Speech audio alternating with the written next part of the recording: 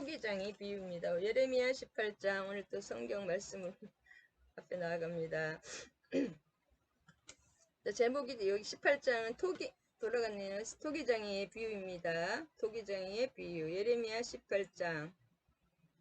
성경 꼭 찾아 옆에 놓고 같이 공부해 주시기 바랍니다. 예레미야는 너무 길고 선지서기 때문에 교회에서 거의 잠깐만 일부분만 다룹니다. 이럴 때 한번 예레미야를 쭉 하면 성경이 다 뚫립니다. 할렐루야. 자, 토기장이의 비유. 18장을 요약하면 여호와께로부터 전반부는 토기장이의 교훈으로 하나님의 절대 주권을 가리키고, 또 토기장이와 마찬가지로 하나님은 인류의 생사 화복을 주관하시는 절대 주권자라는 것을 얘기하십니다. 그 다음에 후반부는 하나님의 주권을 거부하는 자들이 예레미야를 박해하고 죽이려는 사건입니다. 계속 그 예레미야는 바스올 그 최고 그 당시 감독 제사장에게 실제로 막 그 잡혀가지고 이렇게 계속 나옵니다. 있다가 그리고 그 고향 사람들 아스타르 사람들부터 다 죽이려는 사람들 뿐이었습니다. 예레미야 편은 아무도 없었습니다. 그러니까 너무 죽여달라고 계속 하시는 거예요. 나를 자기 부모님의 택까지 저주를 하는 거예요. 근데 이해가 가더라고요. 너무 얼마나 힘드셨을까 예레미야 선지자가. 나라는 망하고 그것을 계속 예언해야 되고. 자, 그래서 18장 너무 자세하게 해도 기억이 안 남기 때문에 12편의 그 예언의 설교 12편의 설교 중에서 18장에서 20장은 8번째 설교입니다. 12편의 설교 중에서 예레미야서는 시간별로 되어 있지 않다. 그래서 시드기야가 또 먼저 나오고 막 그럽니다. 시드기야가 제일 마지막 왕이었잖아요. 시간별로 되어 있지 않다는 것을 또 명심하시기 바랍니다.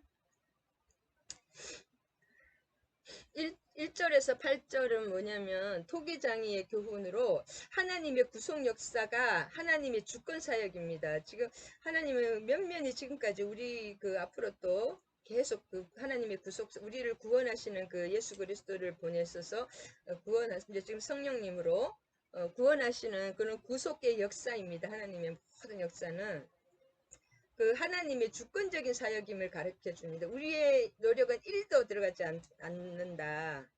그래서 감리교라든지 또 그런 거 조금 틀리죠. 우리 장로교와 인간의 노력으로 우리가 구원을 받을 수 있는 것은 1도 아닙니다. 그렇지만 우리가 또 인간이 뭐예요? 자유의지를 가지고 하나님께 순종하면 또 결단으로 나아가야 되는 그런 면도 있습니다. 하나님이 다 우리 로봇처럼 다 해주시는 건 아니라는 거 아시죠? 자유의지 그것을 좀 조화롭게 생각을 해야 되는데 1절에서 8절까지는 유다의 교만한 선민의식이 있잖아요. 지금까지도 유대인들의 선민의식이 많잖아요. 그래서 어디 가도 너무 또 이렇게 좀 잘난 척한다 그럴까요? 이방인들을 이렇게 굉장히 무시하는 그런 것 때문에 또 히틀러에게 또 그런 600만 그런 걸 당하기도 했고, 선민의식에 대한 경고입니다. 1절에서 10절까지는. 그 다음에 예레미야의 소명에 대한 확신을 주고 하나님의 궁극적인 하나님의 계획, 경륜의 방향을 제시하는 것입니다. 그래서 항상 여호와께로부터 임한 말씀이라. 나의 예레미야의 말이라든지 우리의 말은 아무 의미가 없죠. 들을 필요, 세상 말 너무 이렇게 유튜브 같은 것도 저도 가끔 듣기를 하는데 너무 많이 들으면 이렇게 굉장히 혼미하게 됩니다. 계속 들으면 믿음은 들음에서 나기 때문에 그것을 그렇게 굳세게 믿으시더라고요. 저도 옛날에 그런 거 많이 해봤기 때문에 압니다. 그래서 너무 자꾸 아닌 걸 계속 들으면 그게 믿어집니다. 토기장의 지배로 항상 하나님은 이때가 지금 몇 년 전이에요. 엄청나게 예레미야 때가 지금 바벨론 포로 시대니까 엄청 오래된 사건이잖아요. 그렇기 때문에 지금하고 틀립니다. 2000년 전만 해도 우리나라 2500년 전만 해도 우리나라 단군 왕금 시대예요. 우리나라 거의 고조선 시대 이전입니다. 그랬기 때문에 고조선 시대라고 우리나라하고 비하면 얼마나 오래됐는 것을 알 수가 있습니다. 한 600년 평균적 플러스 마이너스 2600년 전이 지금부터 우리나라 고조선 그 당군왕금 시대다 그렇게 생각하시면 됩니다. 말기 당군왕기 말기. 그러니까 이렇게 실제로 이렇게 지금 언어가 이렇게 글자를 아는 것도 아니고 우리하고 상황이 완전히 틀리죠. 좀 미개하다고 할 수 있죠. 지금에 비하면. 그렇기 때문에 이렇게 몸으로 가르쳐 줘야 됩니다. 그 고조선 고대로 가면 갈수록 그래서 직접 궁극적인 경륜의 방향을 토기장애에 이렇게 가서 토기장 그 다음에 이 토기장애 그 아시죠? 여러분 토기장애가 이게 작품이 잘못 나오면 다 깨뜨려 버리고 특별히 장인일수록 그것을 아낌없이 깨버리잖아요. 너무 아깝더라고요. 근데 조금만 잘못되면 확 깨버리는 거. 그렇게 하나님은 그렇게 하실 토기장이니까 그 토기를 마음대로 만드시고 깨뜨릴 하나님의 절대 주권을 가르쳐 주시면서 하나님은 그 한 나라에 그래서 이스라엘 족속가 6절에 보면 토기장이가 하는 것 같이 내가 능히 너희에게 하지 못하겠느냐. 이스라엘 족속가 진흙이 토기장이의 손에 있음 같이 너희가 내 손에 있도다. 우리도 하나님 손바닥 안에 있죠. 토기장의 손에서 이렇게 빚어지듯이. 그 다음에 한 민족이나 한 어떤 나라를 하나님이 뽑고 부수려는 것도 하나님이 토기장이시기 때문에 그렇게 하시는 거예요. 7절에 내가 어느 민족이나 국가를 뽑거나 부수거나 멸하려 할 때에 내가 만일 그 민족이 그의 악에서 돌이키면 내가 그에게 내리기로 생각했던 재앙에 대하여 뜻을 돌이키고 내가 어느 민족이나 9절입니다. 예레미야 18장 9절 만일 내가 어느 민족이나 국가를 건설하거나 심으려 할 때에 만일 그들이 나 보기에 악한 것을 행하여 내 목소리를 청종하지 아니하면 그에게 유익하게 하라고 한 복에 대하여 뜻을 돌이키리라. 그래서 하나님께서 어떤 민족도 이거 참 이게 너무나 이게 정확한 것 같아요. 너무 좀 깨달음이 큽니다. 그 민족을 멸하려고 했다가도 회개하고 기도하는 사람이 계속 하나님이 의인 진짜 10사람만 있으면 하나님 의인 한 사람만 있어도 구하시잖아요. 요새는. 그렇게 기도하고 회개하는 것이 중요합니다. 우리가 우리 나라에 대해서 회개하고 믿는 자들의 그 회개가 나라가 망하고 흥하고 망하는 것이 우리의 회개와 기도에 있다. 그 다음에 어느 민족이나 국가를 건설하거나 심으려 할 때에 하나님 또 새로운 나라를 일으키고 새로운 하나님은 농부시죠. 그 나무에 우리를 항상 나무에다가 비교를 합니다. 하나님은 산이시고 우리는 나무. 그럴 때 하나님 음성을 듣지 않고 자기 마음대로 이렇게 하면은 그 복을 거둬버린다는 거예요. 그래서 하나님의 나라의 흥망성쇠와 개인의 흥망성쇠를 농부 대신 하나님이 주관하신다. 그다음에 토기장이 대신 하나님께서 부시고 다시 만들고 또 심고 세우고 건설하고 부시는 그 하나님의 주권적인 그 절대 주권에 대해서 말씀하십니다. 근데도 하나님은 항상 멸하려 할 때도 회개를 하면 언제든지 그걸 돌이킨다는 거죠. 그 다음에 내가 하나님께서 축복을 주고 또 새로운 일을 딱 하려고 할 때도 하나님 뜻에 하나님이 음성에 청종하지 않고 자기 마음대로 터진 웅덩이를 생수에 구는 하나님을 버리고 우리 마음대로 이렇게 하는 것은 터진 웅덩이잖아요.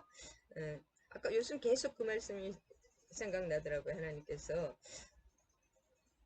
하나님께서 지키지 아니하시면 하수군의 경성함이 허사로다. 이 집이나 나라도 하나님이 지키지 않고 물질도 마찬가지 모든 것을 하나님이 지켜주지 않으면 아무리 지켜도 소용없는 거예요.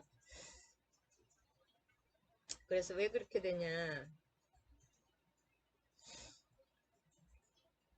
그래서 11절에 하나님 음성이 있습니다. 유다 사람과 예루살렘 주민들에게 말하여 이르기를 여호와의 말씀에 보라 이게 항상 하나님이 보라 이렇게 강조하는 것입니다. 내가 너희에게 재앙을 내리며 계책을 세워 너희를 치려하노니 너희는 각각 악한 길에서 돌이키며 너희의 길과 행위를 아름답게 하라 하셨다 하라. 지금 계속 이게 제약이 쌓여서 심판이 지금 코앞에 있으니 빨리 악한 길에서 돌이켜서 그 악하고 추하고 타락한 길에서 그 아름다운 행위로 길과 행위를 아름답게 하라는 거죠. 우리가 우리의 길과 우리가 행하는 그 하나는 일거수일투족 내가 자꾸 일어나는 거 그것 하나님이 보시고 계십니다. 성령의 일곱 눈이 완전히 끝도 없이 CCTV 수억만 개가 우리를 지켜보고 있습니다. 하나님의 CCTV가.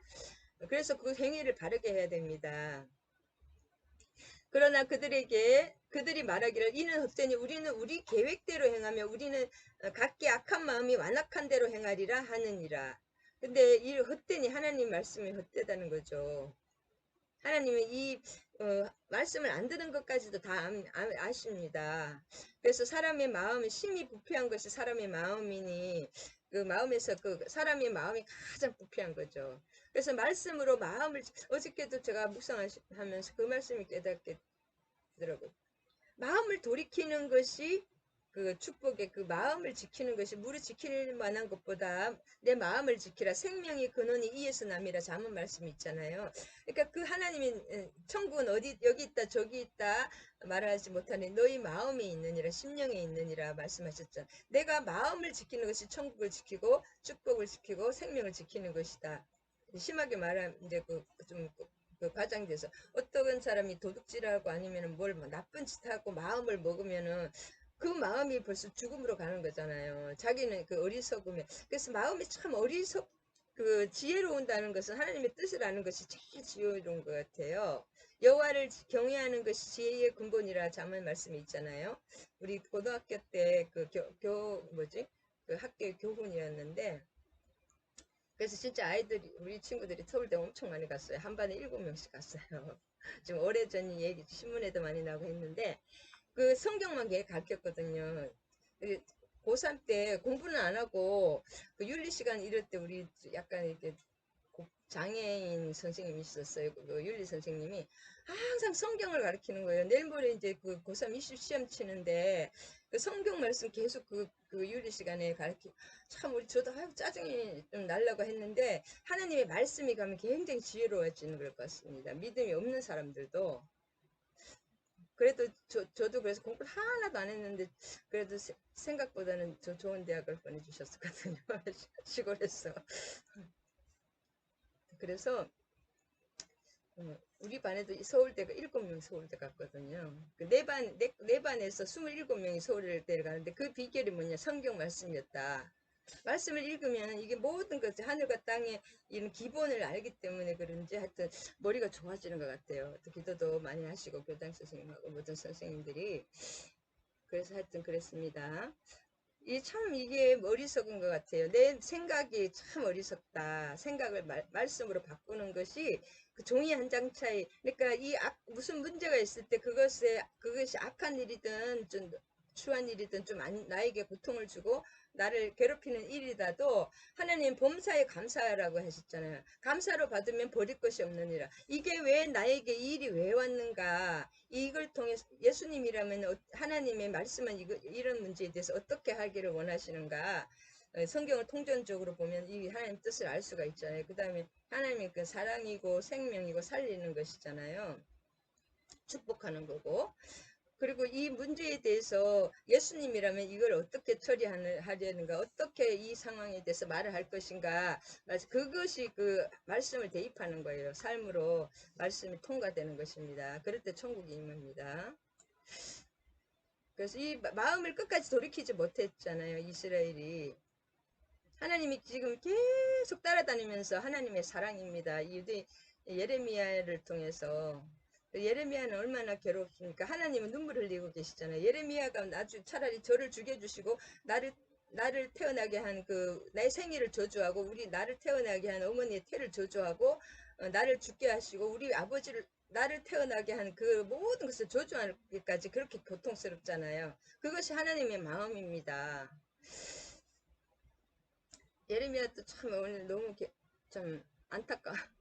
예레미야 선지자가 참 눈물의 선지자지 않습니까? 그 하나님의 눈물을 예레미야가 흘리고 계신 것 같아요. 자, 예레미야를 또 주기를 합니다. 예레미야가 하나님 말씀을 하니까 하나님의 말씀은 참 듣기 싫어합니다. 우리 육신은 하나님의 말씀을 너무 싫어해요. 왜냐면 빛과 어둠은 원수가 되기 때문에 빛이 들어오면 그 어둠이 물러가기 때문에 말씀을 참 싫어합니다. 우리 육신은. 그래서 그들이 꾀를 내어 그 다음에 육신의 사람과 영의 사람이 있으면 육신의 사람은 반드시 영의 사람을 때리고 공격하게 돼 있습니다. 성경의 모든 내용이 그렇잖아요. 그죠? 요셉도 그랬고 하여튼 육신의 사람은 영의 사람을 공격하게 되어 있다. 한 가정에서도 같이 교회를 다니고 믿음이 같은 또 목사님이실지라도 영의 눈이 열리고 영의 로 사는 사람하고 그 혼적으로 이렇게 뭐랄까 하나님을 믿는 사람은 반드시 공격이 더 강하게 들어더라고요. 그 다음에 어찌 악으로 여호와를 나로 보라서 더불어 다투는 그들의 목소리를 들어보소서. 그래서 계속 죽이려고 하는 거예요. 말도 못하게 예레미야를 끊어지게 아니할 것이요 죽이자고 하는 거죠. 그 누구냐면 지금으로서는 총회장님이 죽이려고 하는 거예요. 총회장님 비로와 지금 목사 오원대 노회장님 비롯해 총회장님이 제가 만일에 예레미야는 저를 죽이려고 하는 거예요. 그 다음에 가족들이 죽이려고 하는 거예요. 같이 교회 다니는 가족들이. 참 그렇게 예레미야는 그러니까 그 진리의 말씀을 얼마나 귀한지 그들의 죄를 보복하라는 거죠. 예레미야에. 그 다음에 이게 다음 장 19장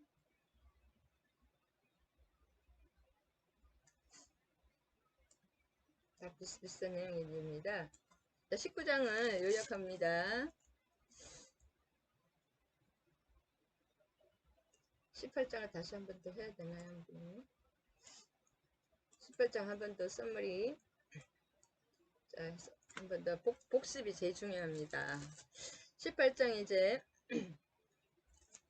13절에서 17절을 보면 17 거기서 보면은 토기장이 비유의 본래 의도가 밝혀져 있습니다. 패역으로 인한 유다 심판이 전달되었음에도 불구하고 백성들은 오히려 더 악한 행동으로 응답하고 심판이 그래서 이는 심판의 불가피성을 확인시켜 주는 것입니다. 이 왜 바벨론 지금 왜 바벨론의 포로가 되어야 되느냐? 그것을 계속 하나님이 죄가 이런 죄가 있고 이런 죄가 있고 이런 죄가 있고 그것을 확인시켜 주는 것입니다. 법정에서. 그 다음에 13절에서 17절도 토기장이의 결론입니다. 13절부터 17절 18장 예레미야 18장 13절로 17절은 토기장이 그 다음에도 토기장이 나오는데 결론인데 그들의 행위에 대한 철저한 보응이 예고되어 있습니다. 하나님은 유다에게 재난의 날을 선포하시고 유다가 하나님으로부터 버림받을 것을 예언하고 계십니다. 하나님이 싹싹 비는 거죠. 이렇게 회개하라 따라다니면서 울면서 하나님이 비고 비는데 도저히 안 되는 거예요. 죄악이 머리끝부터 발끝까지. 그럴 때는 이제는 돌이킬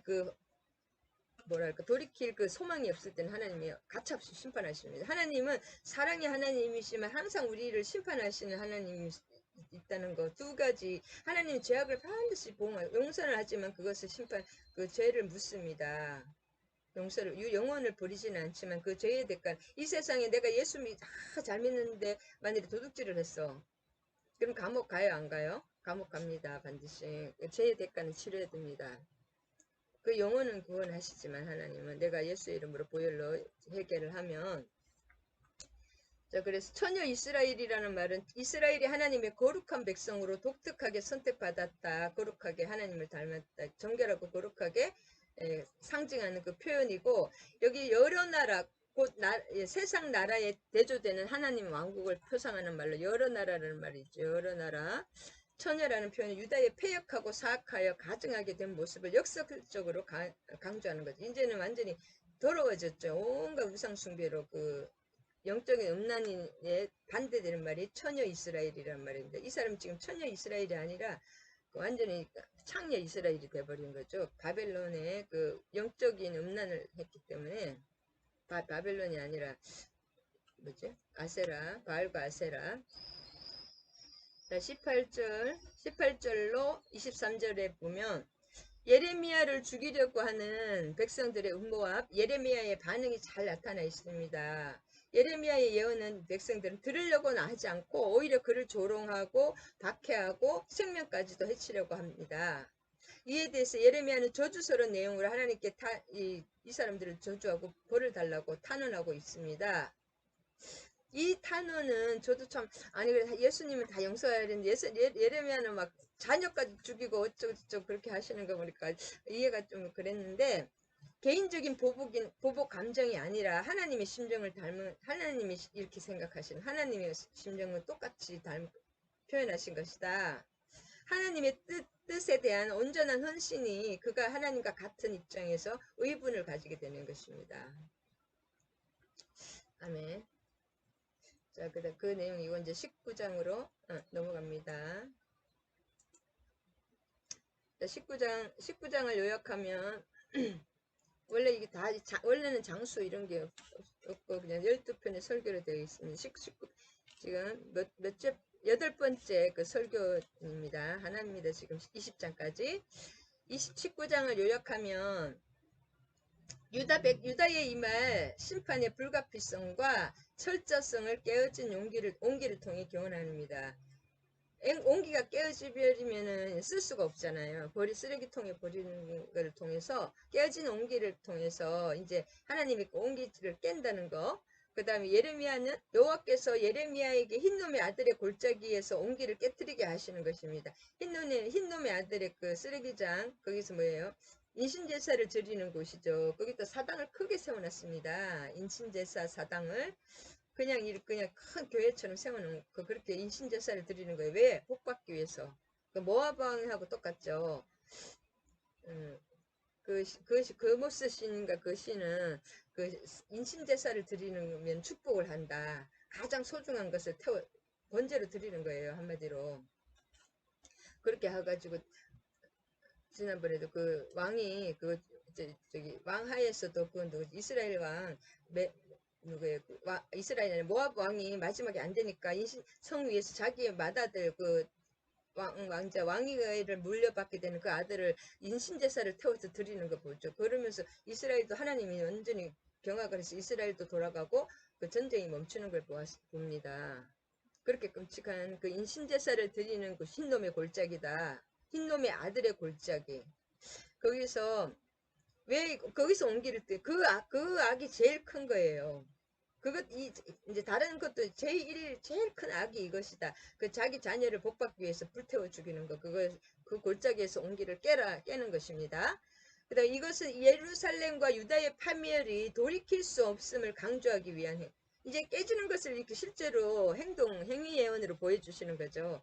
이렇게 그 흰놈의 말 안 하게 여러분들 잘 아시겠죠? 그 다음에 유다 백성들은 우상 숭배로 말미암아 1절에서 15절까지는 유다 백성들은 우상 숭배로 말미암아 하나님으로부터 멀어지게 되자 우상에 대한 부패한 종교적 열정 때문에 자녀들까지 제물을 바치는 거예요. 잔혹한 행위죠. 자기 자식을 불태워 죽이는 거예요. 한마디로. 이거 진짜 인간이 할 수 없는 악한 짓을 하는 거죠. 하나님이 그거를 용서하실 수 있겠어요? 하나님 용서를 못하죠. 자녀들까지 제물로 바치는 그런 잔혹한 행위를 모압에, 그러니까 누구와 같이 있느냐, 무엇을 보느냐, 그것이 참 중요한 것 같아요. 모압 땅에서 또 그렇게 또 악한 일이 계속 모압을 통해서 이런 일이 벌어지는 거죠. 모압은 인신제사가 아주 생활화되어 있으니까 모스신. 그러니까 왕까지도 그 다음에 이것이 왜 이렇게 하냐면 므낫세 왕이 41년 동안 다스리는데 가장 악한 왕이라고. 그 다음에 다 제사장을 죽이고 종교를 막 다 그렇게 한 것도 있어요. 제일 큰 게 자기 아들 인신제사로 드렸어요. 므낫세 왕이. 모압이 이렇게 더럽게 자기 아들을 죽인 자기 아들 왕자를 복받기 위해서 인신제사를 드렸기 때문에 므낫세가 가장 악한 왕으로. 근데 히스기야의 아들이죠. 그런 게 므낫세도 자기 아들 인신제사를 더러운 짓을 했다. 그 다음에 이방과 똑같은 악한 죄악을 이렇게 왕도 그렇고 백성도 똑같은 거예요. 그럼 왕이 그러니까 백성도 따라하는 거잖아요. 왕이 목자니까. 이 같은 이방과 똑같은 악한 죄악을 저질렀던 것이고 이런 만행에 대해서 하나님의 철저한 보응이 예레미야를 통해서 선포되었고 이 비극적인 예언은 유다의 역사 속에서 실현됐어요, 안 됐어요? 북이스라엘은 아수리에다가 망했고 136년 후에 남유다는 바벨론에 철저하게 짓밟히는 거죠. 특별히 시드기야 왕은 하나님 말씀 안 듣고 계속 배반하다가 예레미야를 불러가지고 그렇게 해가 예레미야가 하나님 뜻을 얘기하고 바벨론에 항복을 하면 이제 10대 맞을까 한 대만 맞고 진짜 다 죽을 거 그냥 최소한의 그걸로 끝내고 회개하면서 바벨론에 항복하라고 그렇게 했지만 그 바벨론에게 속이고 계속 애굽하고 이렇게 반역을 하다가 눈이 뽑히고 시드기야도 자기 아들도 다 죽고 자녀들도 몰살당하고 신하들도 자기가 사랑하는 사람들 다 자기 앞에서 몰살당하고 자기도 눈이 뽑혀서 이스라엘을 바벨론으로 끌려가는 그런 일이 벌어졌죠. 그 내용입니다. 그래서 자, 1절에 옹기라는 거, 1절에 옹기를 사고 토기장에 옹기를 사라고 했잖아요. 예레미야에게. 그것은 히브리 민족이 흔히 사용하는 목이 좁은 물병이라고 합니다. 이게 실제로 발굴됐는데 발굴된 것들을 높이가 대략 15cm에서 30cm 정도 되는 옹기가 실제로 그것이 지금 많이 발굴되고 있습니다. 이 옹기가. 이것은 다 실제 적에 있었던 이야기입니다. 성경의 내용은. 그 다음에 13절에 보면 도벳 13절에 도벳 땅처럼 되리라. 도벳에 매장할 자가 없게 그렇게 됐잖아요. 그 11절 앞분에 근데 자 13절에 보면 도벳 땅처럼 되리라는 거예요. 예루살렘이. 이것은 무슨 내용이냐면 이사야 선지자가 이 말을 사용하고 있는 맥락으로 미루어 이사야 30장 33절이 있거든요. 한번 찾아볼까요? 이사야 30장 33절.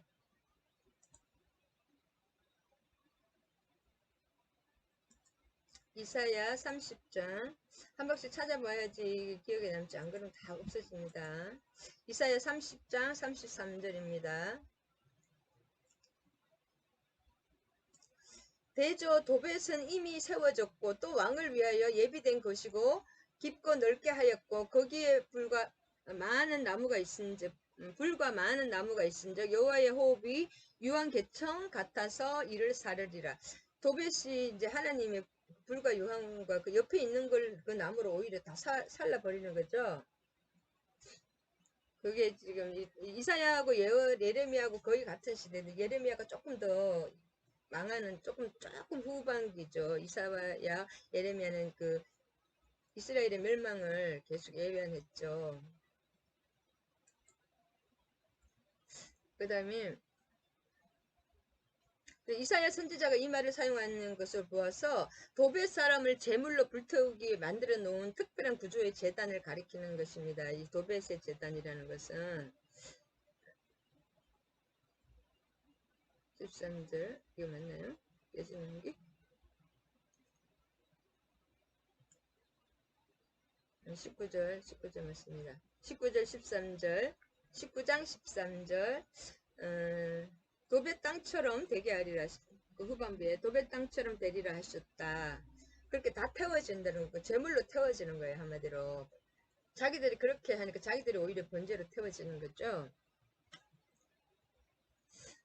특별한 구조의 제물로 예루살렘 집들과 유다 왕들의 집들이 그 집 위에서 하늘의 만상에 분양하고 다른 신들의 존재를 부음으로 더러웠은즉 도벳 땅처럼 그러니까 번제 드리듯이 타버리는 거예요. 불과 유황으로. 그게 뭐냐면 자기들이 그렇게 다른 신들에게 그렇게 막 번제를 드리고 실제로 자녀까지 번제를 드렸잖아요. 자녀를 태워 인신제사를 드리고 했으니 그 자체를 그냥 다 태워서 번제 자기들이 하는 것처럼 그렇게 그 자신들을 이스라엘과 예루살렘을 다 번제로 이 도배상처럼 태워버린다는 거죠. 불과 영으로. 왜냐면 이렇게 막 화살과 불 지르고 사람들이 다 불 지르고 다 죽이고 모든 것을 부시고 불 지르면 이렇게 되는 것이 실제로 다 불 질렀잖아요. 느부갓네살 왕이. 전쟁을 하면 그 막 집 같은 거 다 불태워 버리더라고요. 다시는 일어나지 못하게 종으로 삼기 위해서. 우리가 이제 마지막 재림 때도 심판에 이런 것들 다 재림의 그림자입니다. 재림할 때 심판의 그림자입니다. 그다음에 흰놈의 아들의 골짜기와 함께 영원히 형벌의 대표 중인 상징이 되는 것이 아까 도벳 땅. 그 흰놈의 아들의 골짜기 영원한 저주와 형벌의 상징이잖아요. 도벳 땅도 마찬가지입니다. 도벳 땅도 영원한 그 형벌과 재앙의 상징입니다. 형벌의 대표적인 상징 도벳 땅 흰놈의 그 골짜기 아들의 골짜기와 함께 그 다음에 예레미야는 당시 유다의 임박한 재앙과 심판에 대한 상징으로서 도벳을 제시함으로써 그들이 더욱 실감나게 인식하게 되는 거예요. 그러니까 아까도 보셨지만 그 도벳 땅처럼 되리라 그렇게 하면 사람들이 다 알아듣습니다. 우리는 못 알아 1차 수신자 이스라엘 이 당시 사람들은 다 쉽게 알아들을 수 있는 말로 얘기를 하는 거죠. 그렇게 됩니다. 또 20장 오늘 빨리빨리 나가야 되는데 20장 20장까지가 8번째 예언 한 덩어리입니다. 그래서 20장까지 해야 됩니다. 20장을 요약하면 예레미야의 유다 멸망 예언을 들은 바스홀은 너무 답답하네요. 더워서 장면이 잠깐만 요약할 때 자, 20장 요약을 하면은 예레미야의 유다 멸망 예언을 들은 바스홀은 예레미야를 잡아서 구금을 시켰습니다. 그러나 하나님은 예레미야를 풀어주시고 바스홀에게는 바벨론의 포로가 되고 온 가족이 그 바벨론에 끌려가서 죽는다는 것을 선포하라고 하셨고 한편 감옥에서 풀려난 예레미야는 하나님께 심한 불평과 원망을 토로했습니다. 완전 토설 기도를 하는 거죠. 막, 왜 나를 낳으셨어? 왜 나를 뭐 어쩌고 차라리 죽여달라는 그 기도를 합니다. 너무 힘드니까. 그래서 여기까지가 8번째 설교입니다. 설교가 꼭 좋은 경우만 있는 것이 아니라 죽여달라는 설교를 하신 것 같아요. 이제 20장 1절에 보면 20장 인멜의 아들 제사장 바스홀은 여호와의 성전의 총감독이라 그가 예레미야의 이 일을 예언함을 들은지라. 이 사람이 지금 총감독입니다. 8번째 예언의 마무리 부분인데 제사장이고 총책임자예요. 이 전체 성전에. 그리고 왕이 임명한 사람이죠. 근데 예레미야가 이렇게 예언함을 들으니까 너무 자기는 이 바스홀은 최고 또 그 지금은 총회장 정도 되는 가장 총감독이기 때문에 제사장이고 그 승인받은 사람이잖아요. 나라에서 승인받은 임금의 시드기야 임금과 뭐 그 모든 왕들에게 직임을 받았다 그럴까 그 돈 받고 완전히 그 하는 그 대표 제사장인데 자기는 이스라엘의 평안을 계속 그 예언을 해줬어요. 설교에서 이스라엘은 잘 된다. 하나님은 우리 선민을 절대로 버리지 않는다. 어떤 경우에도 하나님 우리를 지켜주신다. 평안하라 계속 그렇게 얘기를 했는데 예레미야는 빨리 망한다 빨리 돌이키지 않으면 망한다고 계속 선포를 하는 거예요. 나중에는 아까도 도벳 산당처럼 되리라. 그 흰놈의 골짜기에서 막 그 도에 이렇게 되리라 막 깨면서 너희들이 도배처럼 이렇게 다 불타버린다. 왕과 이스라엘 그 예루살렘이 다 이렇게 불타버린다. 계속 그렇게 하니까 자기하고 반대를 하잖아요. 그러니까 자기가 이 듣고 어떻게 이에 바스올이 선지자 예레미야를 때리고 여호와의 성전에 있는 베냐민 문 위층에 목에 씌우는 나무 고랑으로 채워두었더니 그러니까 바스올이 자기가 성전에서 예레미야를 막 때리고 끌고 와서 좀 이 그 춘향이 쓰는 칼 그런 거 있죠. 그걸 목에다가 세우고 베냐민 문이라고 있습니다. 베냐민 지파 북쪽에 베냐민 지파와 붙어 있는 그 문이 이름이 성전의 문 이름입니다. 거기에다가 채워두 나무 고랑으로 이렇게 칼을 씌워둔 거예요. 실컷 때리고 그 다음날 바스올이 예레미야를 목에 씌우는 나무 고랑에서 풀어주매 예레미야가 그에게 이르되 여호와께서 내 이름을 바스올이라 하지 않고 마골 미사빔이라 하시느니라.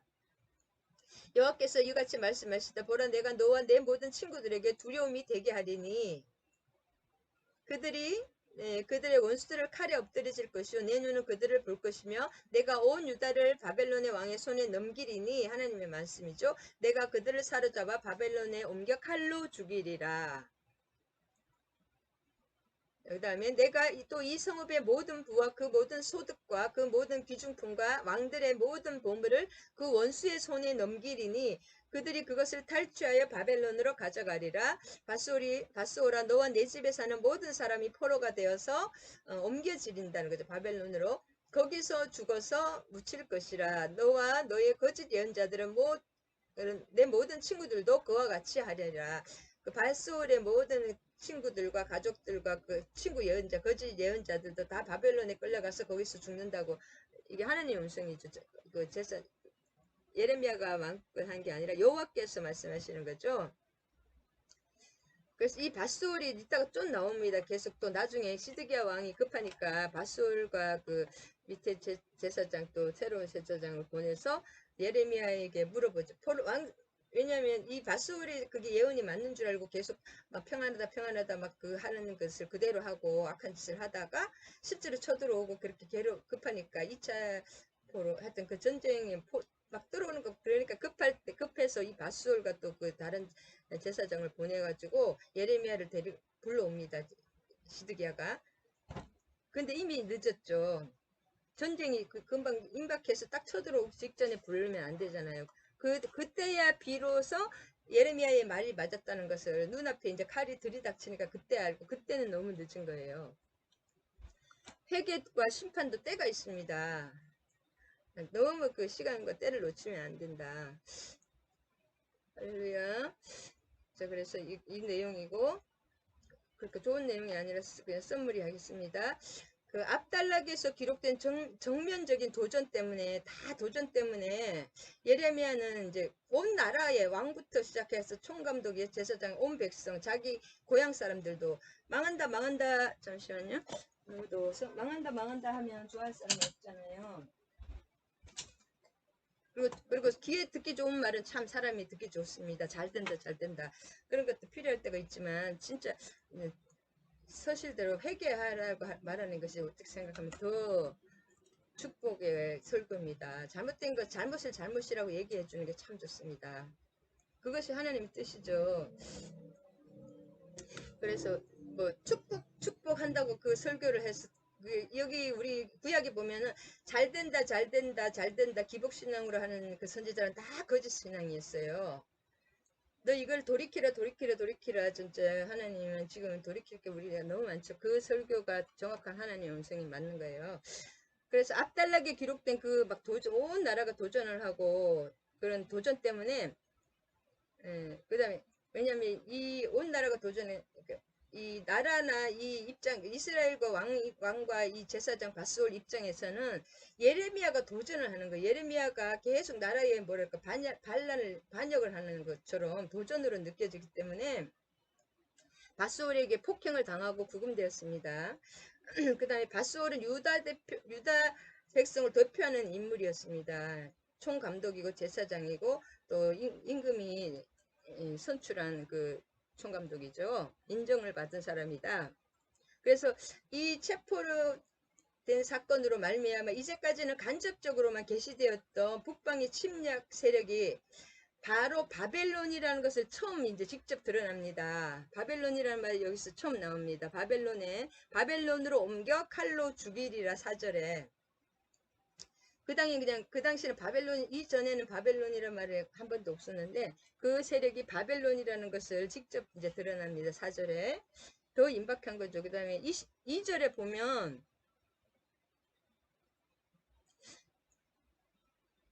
예레미야 전체 중에서 처음으로 등장하는 예레미야의 직함입니다. 예레미야의 선지자 예레미야를 때리고 밧솔은 거예요. 선지자가 아닌 거예요. 여기서는 총감독이고 또 제사장과 선지자는 틀립니다. 제사장은 이렇게 감독하고 이렇게 양육을 하고 케어를 이렇게 그리고 제사장은 좋은 말을 또 하죠. 계속 이렇게 소망을 주고 힘을 주고 격려를 준다면 선지자는 네가 이걸 잘못했던 거야. 이걸 고쳐. 이걸 이렇게 반대 입장이죠. 또 밧솔과 그 선지자와 제사장은 입장이 반대라 그랬죠. 선지서는 이렇게 찌르는 말씀이라면 제사장에서 입장에서 쓴 거 우리가 그 이따가 역대상하는 제사장 입장에서 썼기 때문에 좋은 말을 좀 이렇게 긍정적으로 씁니다. 그러니까 서로 이 제사장 입장에서는 너무 얄밉죠. 그래서 바스홀은 제사장 이름도 없어요. 2절에는 그냥 바스홀이 선지자 예레미야를 때렸다 그러면서 하나님이 선지자라는 것을 직함을 처음으로 바스홀의 박해가 하나님을 대적하는 엄청난 것이라는 것을 말하기 위해서 바스홀이라는 그냥 일반 바스홀을 그 작자가 선지자 하나님의 사람 선지자 예레미야를 때렸다. 그리고 이것은 무엇을 뜻하면 이 바스홀은 이스라엘 전체 를 말합니다. 백성을 대표합니다. 유다 백성 전체가 예레미야를 때린 거랑 마찬가지예요. 대표 선수입니다.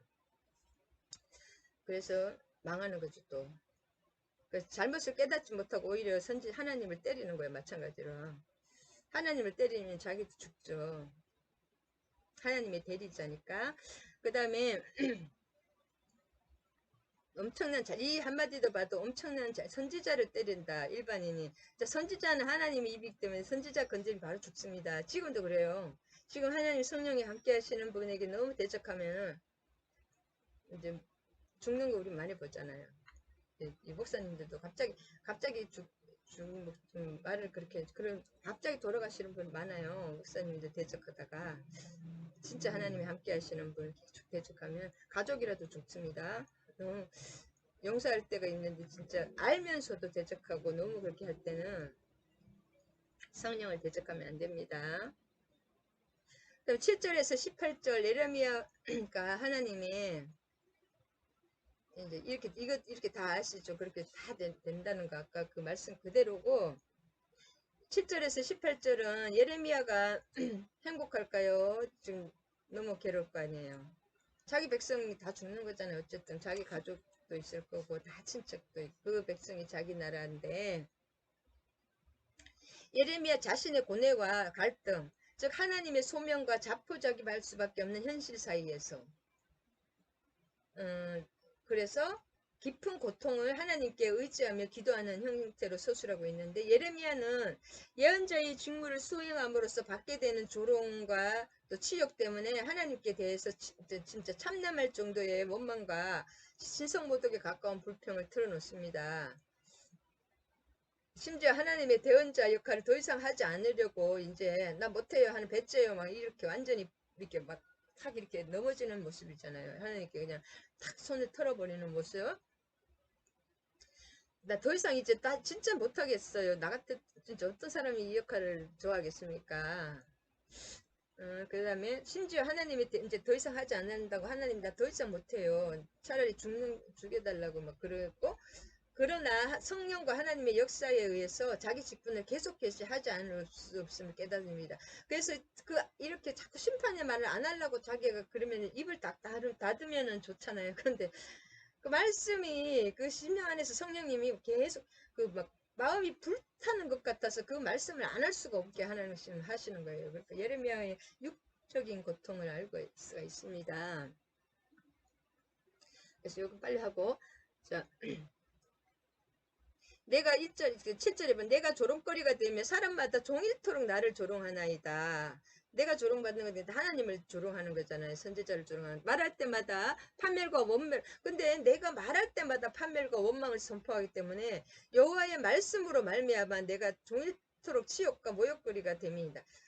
하나님 말씀을 전하면 그 적대자들은 다 죽이려고 하는 거죠. 말씀을 그걸로 내가 말할 때마다 나를 조롱거리로 만들고 치욕거리를 만들고 때리고 바스올이 막 목에 칼을 씌우고 감옥에 계속 끌려다니고 그렇잖아요.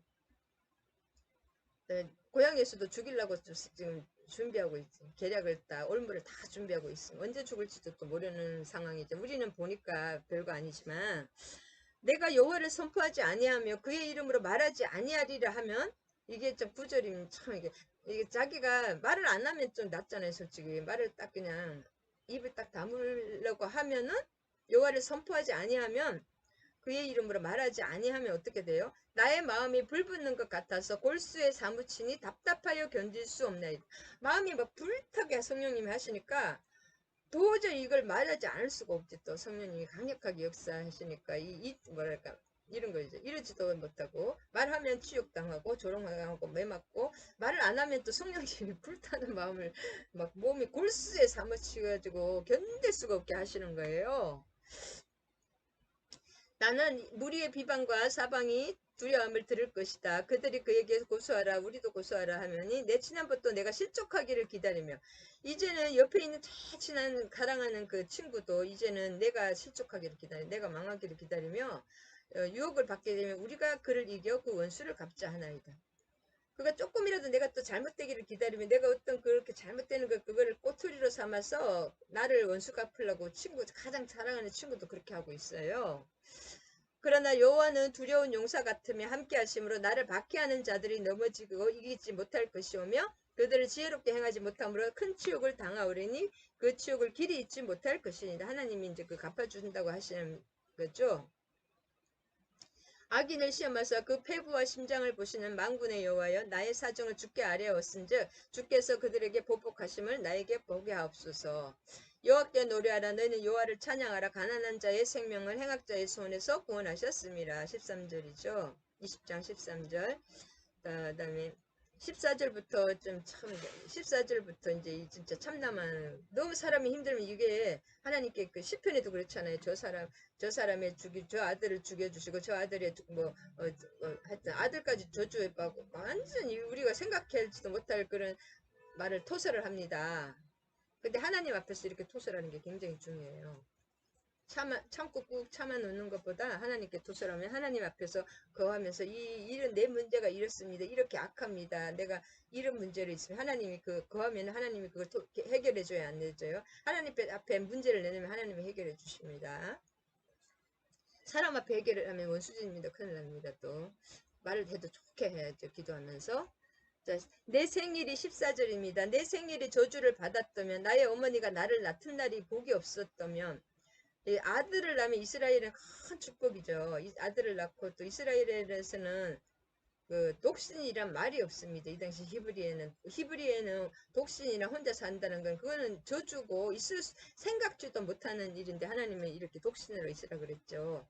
결혼하지 말라는 그런 말 자체가 없다고 합니다. 그리고 아들이 이렇게 태어나면 온 그 집안이 축제죠. 근데 그 복이 없었다면 나의 아버지께서 소식을 전하여 당신이 경남하였다 하여 아버지를 즐겁게 하던 자가 저주를 받았으면 아들 낳았다고 그렇게 좋아할 거 아니야. 그래서 그렇게 막 당신의 아들을 낳았다고 이렇게 말하는 저주를 받았다는 거죠. 결혼이 너무 만약에 중매 결혼을 했으면은 행복하면 좋은데 그 중매 결혼 중매자가 나중에 중매자가 결혼을 좋았으면은 술이 석잔 좋은 것을 막 중매자를 감사하고 그렇게 선물을 드리는데 그 행복하지 않은 결혼 생활은 그 뺨이 석대라는 거 있죠. 그거 마찬가지입니다. 이렇게 내 삶이 이렇게 힘드니까 진짜 그게 다 저주가 되는 거죠. 한마디로. 나에게 그 기쁜 아들 낳았다는 사람 그 자체도 저주를 받아라는 거죠. 한마디로. 그 사람은 여호와께서 무너뜨리시고 후회하지 않으신 성읍같이 되게 되었다면 그가 아침에는 부르짖는 소리 낮에는 떠드는 소리를 듣게 되었습니다. 떠드는 소리 듣게 하였다면 좋을 뻔해요. 이렇게 아들 낳았다고 기쁘게 하는 그 사람이 저주하고 싶다는 거예요. 한마디로. 이는 그가 나를 태에서 죽이지 아니하셨으며 나의 어머니를 내 무덤이 되게 하지 아니하셨으며 그의 배가 부른 채로 항상 있게 하지 아니하신 까닭이로는 나를 태어나게 하신 그 자체가 자기가 너무 삶이 저주스럽다는 거죠. 어찌하여 내가 태어나서 나에게 고생과 슬픔을 보며 나의 나를 부끄러움으로 보내는고 하느니라. 이 예레미야의 고통이 또 우리도 느껴지지 않습니까? 또 예수를 믿으면 이 땅에서 또 천국을 경험하고 천국을 살게 되지만 영적 전쟁으로서 육적이 항상 이 고통이 옵니다. 그것은 왜 그러냐? 우리가 예수님을 닮게하는 그 과정이고 우리의 육신의 것을 다 깨부시고 털어내는 과정이고 그 목적이 뭐냐? 하나님과 영원히 함께하는 예수님과 함께 있게 하는 거예요. 내가 너무 세상이 좋으면 세상에 가서 놀 거 아니에요. 저도 남편이 너무 좋으면 남편하고 진짜 노느라고 바쁠 것 같아. 근데 그것도 축복이 남편 관계가 너무 조금 안 좋으면 하나님 예수님하고 머물게 되는 거예요. 그래서 저도 그 부부 관계에서 또 좀 은혜를 받았다니까 좋은 건 아니지만 감리교 창시자 요한 웨슬리 목사님의 그 전기를 보고 그분을 또 받던 사람들 쓴 책을 보면은 요한 웨슬리 목사님이 이제 그 과부 약간 돈 많은 과부하고 결혼을 했거든요. 처음에 자기가 진짜 결혼하고 싶은 사람은 동생이 방해해가지고 결혼을 못한 거예요. 너무 순전하고 좋은 아가씨가 있었는데 그래서 그 동생하고 평생 이렇게 원수가 아니라 만나지 않을 정도로 그렇게 사랑했던 아가씨하고는 결혼을 못하고 또 이렇게 약간 과부가 된 이렇게 젊은 사람 있잖아요. 돈도 많고 그 사람하고 결혼을 했는데 믿음이 없었는지 모르겠지만 막 그 기도를 하고 있으면 사람을 낚아채가지고 온 방을 끌고 다녔대요. 요한 웨슬리 목사님이 그렇게 그 핍박을 당하고 많은 구타를 기도를 하고 있으면은 그냥 위에서부터 막 폭력을 가하시는 거예요. 그 사모님이. 그래서 30년 동안 그래도 그걸 주변의 사람들이 그렇게 얘기를 하는 거예요. 목사님 만나러 가면 그렇게 말 타고 막 이제 몸이 달아 없어질 정도로 복음을 그렇게 성공적으로 전한 그 목사님도 그랬다. 그래서 참 위로를 받았습니다. 30년 동안 그래도 결혼 생활을 유지하고 마지막에 이제 그 죽을 때는 안 갔다고 하더라고요. 임종에는 참석을 안 하고 그러니까 하나님은 진짜 공평하십니다. 한쪽에 큰 은혜를 주시기에는 그 삶의 어떤 부분을 포기하게 하시더라고요. 하나님 진짜 공평하셔요. 누구에게는 뭐 이 사람은 다 좋게 하시 않더라고요. 어떤 세상에 버리는 만큼 또 하나님의 것을 더 많이 채워주시고 공평하신 하나님을 본 예레미야는 그랬기 때문에 하나님과 함께하고 예레미야 이서를 예레미야 애가까지 57장까지 썼고 열왕기 열왕기 하를 쓸 수가 있었죠. 그리고 그 이후에도 예레미야는 또 많은 열방의 선지자로 사용됐습니다. 애굽으로 가서 또 하고 이스라엘만 선지자가 아니라 주변의 모든 열방의 선지자로 하나님이 또 예레미야를 사용하셨다. 사도 바울도 마찬가지죠. 사도 바울과 예레미야의 그 삶을 보면 그 하나님 공평하시죠. 삼청천까지 보여주고 하나님과 막 수십 대대로 같이 있게 하시는 대신에 세상 것을 다 버리게 하신다. 그래서 우리 하나님 나라를 다 이해를 못합니다. 내가 하나님 근데 공평하신 게 내가 버리는 거 고난 받는 만큼 또 다른 영적으로 크게 채워주시잖아요. 그 누구지? 우리 그 사람 이 전신에 그렇게 마비돼가지고 이렇게 남이 못 보는 거 보고 남이 알지 못하는 음성을 들려주신다고 하잖아요. 몸이 이렇게 무슨 소아마비가 아니고 이렇게 걸린 우리 작곡가 그 사람들 보면 진짜 그 영의 찬양이잖아요. 그래서 하나님은 진짜 공평하시는 겁니다. 주님 감사합니다. 오늘도 마무리하겠습니다. 결단기도 하시겠습니다.